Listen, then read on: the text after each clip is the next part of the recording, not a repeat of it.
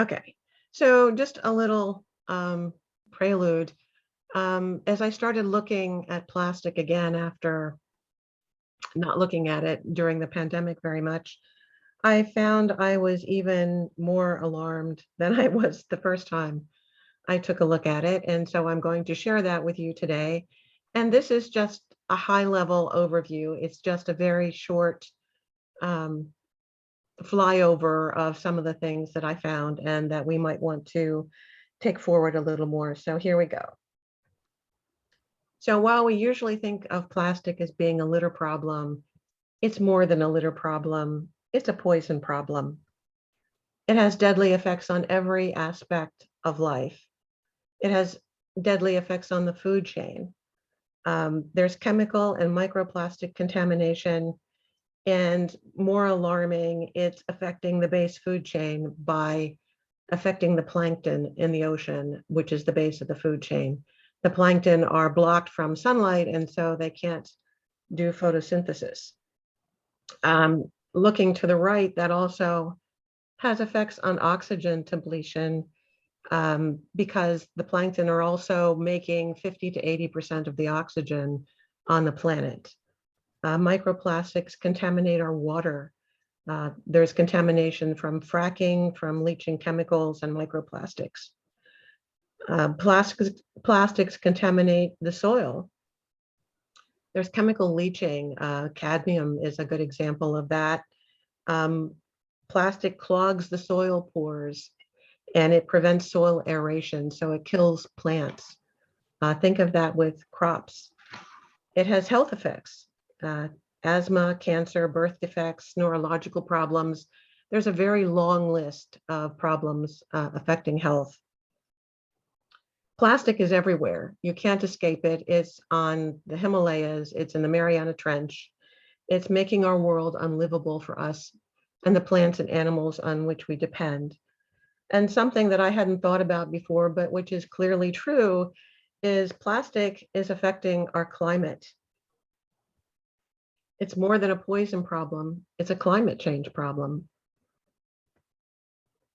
If plastic were a country, it would be the 5th largest emitter of greenhouse gas in the world. So think of that, a republic of plastic. 98% of plastic is made from fossil fuels, from oil or fracked gas, and mostly from fracked gas. And that is known to be a major contributor to methane emissions. And as we're seeing, and we're seeing more and more articles about this, rapid methane reduction is key to keeping the Earth's temperatures livable while we try and reduce CO2. Because methane heats up dramatically more than CO2 immediately, it disperses faster, like in 20 years. But in the meantime, it makes things super hot. If CO2, if you could think of that as one blanket on your bed, an extra blanket, methane is like 120 extra blankets on your bed. Plastic contributes to methane leakage at every level of its existence. Extraction and fracking, there's flaring and methane leaks processing, the pipelines that carry it, the storage bins, when you manufacture it. And interestingly, even when you're using plastic, it's emitting methane. Sunlight triggers the breakdown of plastic and it starts to emit methane. And once the process starts, it will continue even if the plastic is moved to the dark. So, you know, that plastic beaker on your desk or the Tupperware that's made out of plastic, it's methane and it's emitting methane and it emits more amounts the longer it exists. In landfill, assuming that the landfill has an aerobic part of its cycle, and I could use some more input on this, but what I've heard is that most landfills are aerobic when you first dump things in them at least. And so if it's aerobic at any point, then the methane is being emitted from plastic dumped there. When you burn it, when you recycle it, if you just dump it in the land, or even if you're reusing a piece of plastic over and over, it's contributing to greenhouse gas. Recycling and the circular economy for plastic just don't make sense. 91% of plastic hasn't ever been recycled and it wasn't ever meant to be. Only the recycling symbols 1 and 2 on the bottom of a plastic item are really likely to be recycled or possibly recycled. Most of the rest of the plastics that go from 1 to 7, 2 through 7, I mean 3 through 7, there are no recycling facilities, but even if they are, they're really not meant to be recycled. And many pieces of plastic are melded in with other things like paper or other materials so that you couldn't extract them. They're not meant to be. The sachets that hold perfumes or ketchup or little shampoo things, those are not made to be recycled.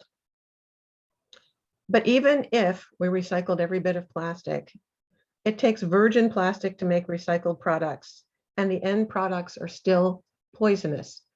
They're still climate warming. Plastic is a substance that never breaks down. The earth cannot digest plastic. So the more you make, the more you have this undigestible mass on the planet. You hear a lot sometimes about chemical recycling, recycled plastic markets, and bioplastics, and those are false flags. They're false solutions. They really don't solve the greenhouse gas problem or the pollution problem or the poison problem. There's an organization you may be familiar with called Break Free from Plastic. They did a deep analysis of 265 top companies and alliances for plastic reduction, looking at their plastic reduction solutions, and found 227 false solutions, 32 only reuse pilots, and only 6 of the reuse efforts were at scale.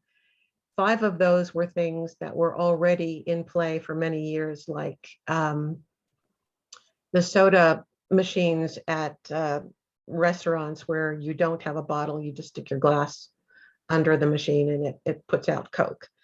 In the face of climate catastrophe, what we're seeing is that the petrochemical companies and the big users of plastic, which would be like Coca-Cola, Pepsi, Nestle, they're talking green, but they're spending $185 billion building or expanding over 300 refineries for making plastic. To address climate change, we have to address plastic. Fossil fuel companies see plastic as the get out of jail free card. As the rest of us think about, electric cars and electric houses, they're still pushing lies about recycling, waste to energy, and other false solutions. We have to cut off the plastic pipeline. And we can't rely on the petrochemical companies or the big manufacturers like Pepsi and Nestle and those people who've lied to us for over 5 decades to come up with solutions.